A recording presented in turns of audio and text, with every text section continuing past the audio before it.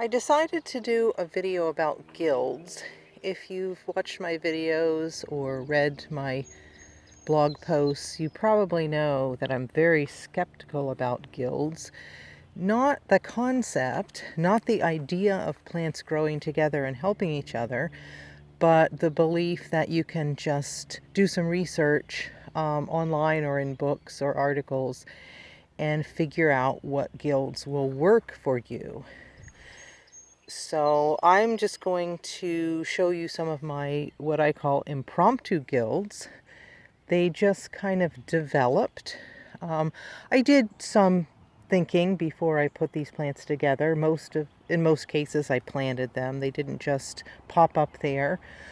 But it was based on a couple things: what I had at the time, what I wanted to grow there, and what kind of seemed to take similar conditions, like similar conditions. So this is just an ornamental guild. The plants are here because they look great together. And that's all that this area needs to do. It just needs to look good. It's when you walk in the garden, you view it, you can sit nearby and just enjoy it. And that's a big part of the garden. It's not just produce, produce, produce. Beauty is a yield. So over here, in the center of this bed, there's a little blueberry plant. And then around it, we have mostly strawberries. There's some Dutch white clover in there. Some elephant garlic in its first year. It's still pretty small. And there's some volunteer sheep sorrel in there.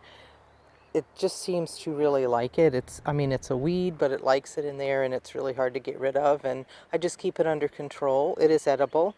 And so far, so good. This area, oh, there's some red clover in there too. It seems to be doing fine.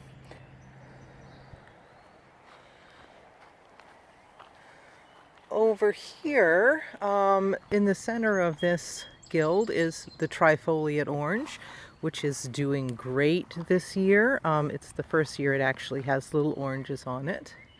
And I was reading that this plant is invasive in the deep south. So I'm hoping that's not the case here. I've never seen another one ever, so I'm not that worried. But around it, some more clover, some goji berries. There's some volunteer catnip in there. And some other things that popped up here. Chicory seems to be doing great. I like the fact that the goji berry and the trifoliate orange, which are both kind of prickly, thorny, are doing well together. That's a good area to have all the thorny plants. Over here, right on the edge of the original banana bed, some culinary sage. There's some garlic chives hiding down in there. More strawberries, the ubiquitous clover, a little bit of graveyard moss right there in the middle. Nice little spot. I like the fact that the sage is also very ornamental, and it seems to do very well here, even though later it's going to get quite a bit of shade, but doing well for now.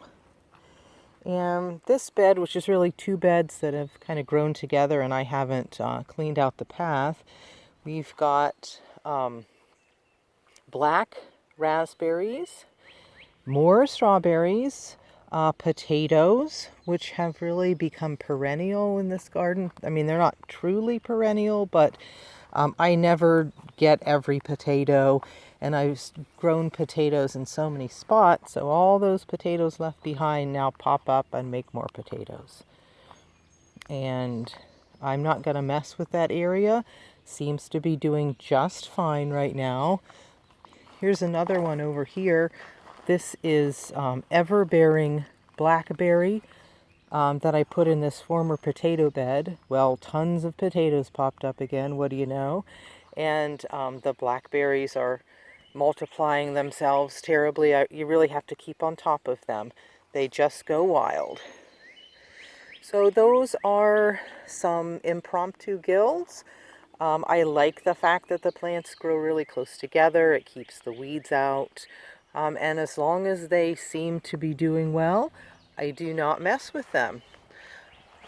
Some beds are better suited for the monoculture. That's garlic right there. Plant it in the fall, harvest it midsummer, then I can put something else in there. So you don't have to have guilds everywhere. Use guilds if the situation calls for guilds, and just plant a bed with one thing if that works. You don't have to follow dogmatic rules. Do what works for you.